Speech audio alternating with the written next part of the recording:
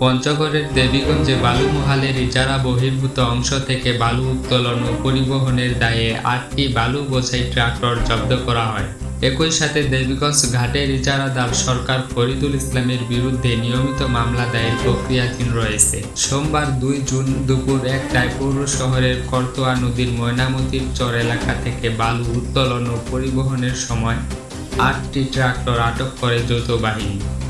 এ সময় উপজেলা নির্বাহী কর্মকর্তা ও নির্বাহী ম্যাজিস্ট্রেট মাহমুদুল হাসান এবং দেবীগঞ্জ সেনা ক্যাম্পের কমান্ডার ক্যাপ্টেন ইনজামামুল আমিন প্রিমন ঘটনাস্থলে উপস্থিত ছিলেন। সেনাবাহিনীর সদস্যদের পাশাপাশি দেবীগঞ্জ থানা পুলিশের সদস্যরা অভিযানে অংশ নেন। অবৈধভাবে বালু উত্তোলন করছিল, আমরা খবর পেয়ে এখানে সেনাবাহিনীর সহযোগিতায় এই গাড়িগুলো ধরা হয় এবং এখানে যে যাদেরকে ধরা হয়েছে তারা বলছে যে এটা ইজারাকৃত বালু মহাল, কিন্তু আমরা জানি বা আমরা নকশায় দেখলাম যে এটা যেখান থেকে বালু উত্তোলন হচ্ছে সেটি ইজারা দেওয়া নেই এবং এখান থেকে অবৈধভাবে বালু উত্তোলন এবং এই বিষয়ে যারা বালু উত্তোলন করছে তাদেরকে একাধিকবার নিষেধ করা হয়েছিল তারা যেখানে নির্দিষ্ট জায়গায় বালু মহাল আছে সেই জায়গা থেকে বালু উত্তোলন করা।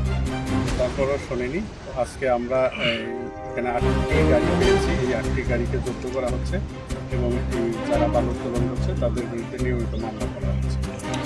আর ওই যে নকশার বাইরে যে তুললো, আরেকটা বিষয়ে একটু আগে বললেন যে বাতিল করবেন ইজারা বা এই টাইপের। আমরা যদি যারা তার নির্দিষ্ট স্থানের বাইরে থেকে যারা বালু উত্তোলন করেছে তারই যারা বাতিলের জন্য আমরা জেলা প্রশাসন করা হচ্ছে।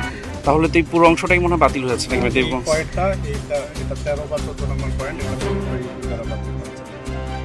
সূত্র জানায়, পূর্বে বিভিন্ন সময় ময়নামতির চর এলাকায় করতোয়ার ইজারা বহির্ভূত অংশ থেকে বালু উত্তোলন না করার জন্য ইজারাদারকে সতর্ক করা হয়েছিল, কিন্তু এরপরেও বালু উত্তোলন বন্ধ হয়নি।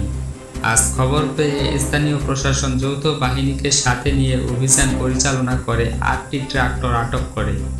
পরে উপজেলা নির্বাহী কর্মকর্তা মাহমুদুল হাসান আটক ট্রাক্টরগুলোকে জব্দ দেখিয়ে ইজারাদারদের বিরুদ্ধে মামলা দায়েরের নির্দেশ প্রদান করেন।